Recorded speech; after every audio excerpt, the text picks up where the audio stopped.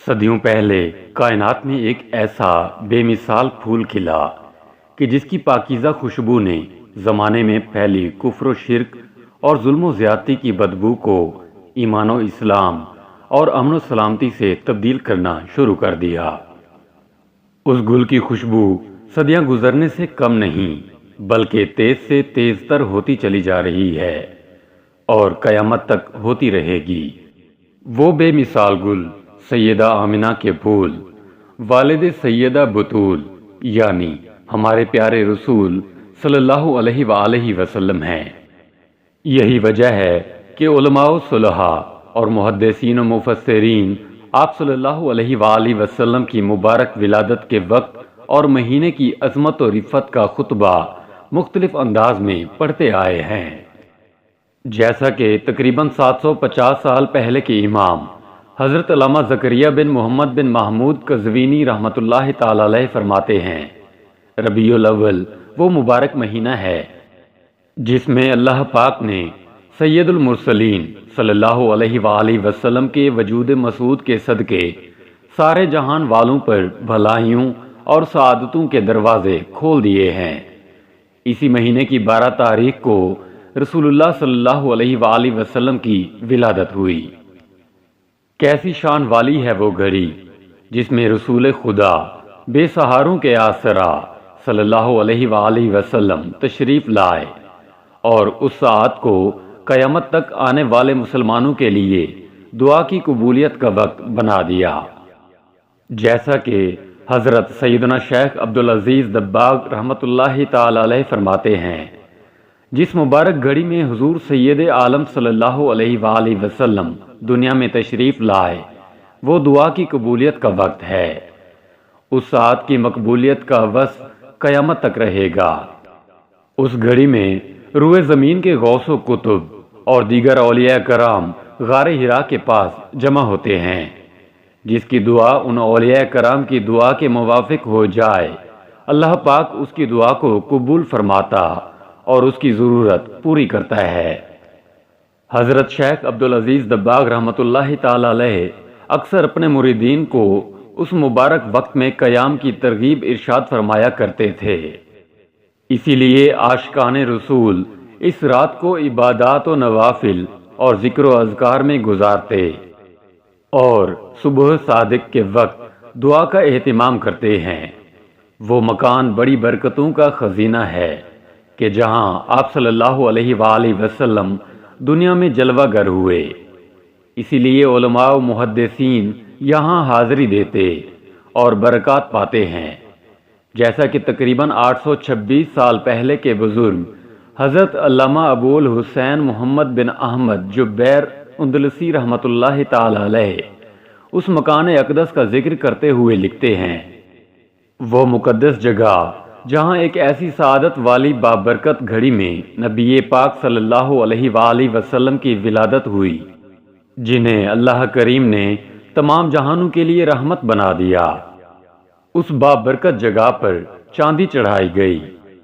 یہ جگہ یوں لگتی ہے جیسے پانی کا چھوٹا سا حوض ہو جس کی سطح چاندی کی ہو۔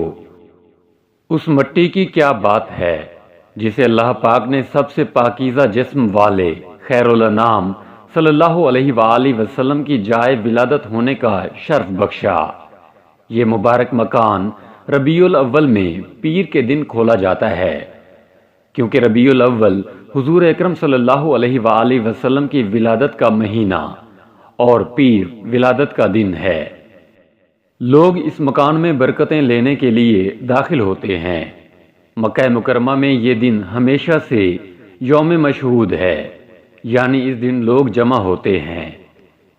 ایک اور مقام پر آپ رحمۃ اللہ تعالی علیہ فرماتے ہیں، خاص وہ جگہ جہاں ولادت مبارک ہوئی تھی وہ تقریباً 3 بالشت کا چھوٹے حوض جیسا چبوترا ہے اور اس کے درمیان سبز رنگ کا 2/3 بالشت برابر سنگ مرمر کا ایک ٹکڑا ہے جس پر چاندی چڑھائی ہوئی ہے، اور اس چاندی سمیت اس کی لمبائی 1 بالشت ہے۔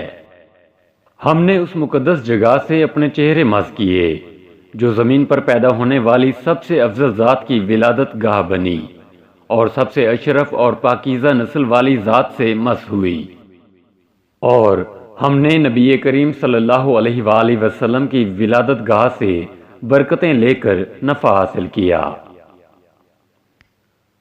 اس مکان سے برکتیں پانے والے، اس مبارک مکان سے بہت سے لوگوں نے برکت پائی۔ عاشقان رسول یہاں حاضر ہوتے، اس کا ادب و احترام کرتے، ذکر و اذکار کرتے، محفل میلاد شریف منعقد کرتے، نبی پاک صلی اللہ علیہ وآلہ وسلم کے فضائل و کمالات بیان کرتے، خوب صلاۃ و سلام پڑھتے اور اللہ کریم کی رحمتوں کا مشاہدہ بھی کرتے تھے۔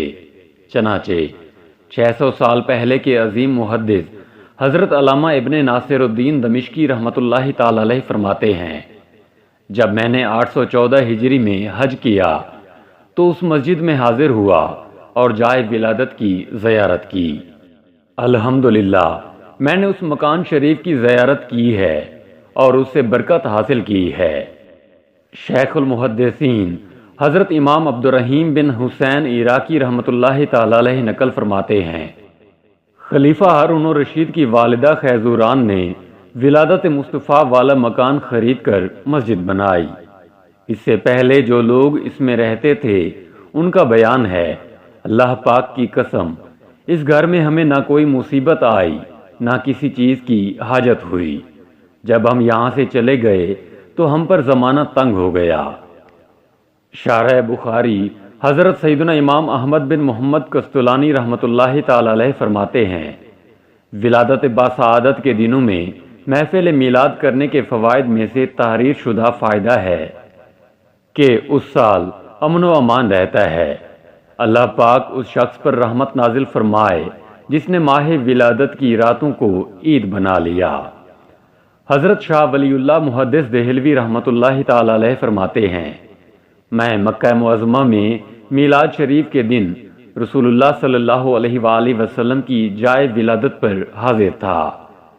سب لوگ حضور نبی کریم صلی اللہ علیہ وآلہ وسلم پر درود و سلام پڑھ رہے تھے، اور آپ صلی اللہ علیہ وآلہ وسلم کی ولادت کے وقت جو خلاف عادت چیزیں ظاہر ہوئیں اور بعثت سے قبل جو واقعات رونما ہوئے تھے ان کا ذکر خیر کر رہے تھے، تو میں نے ان انوار کو دیکھا جو یک بارگی اس محفل میں ظاہر ہوئے، اور میں نہیں کہہ سکتا کہ یہ انوار میں نے اپنی ظاہری آنکھوں سے دیکھے یا روح کی آنکھوں سے دیکھے، اللہ ہی بہتر جانتا ہے۔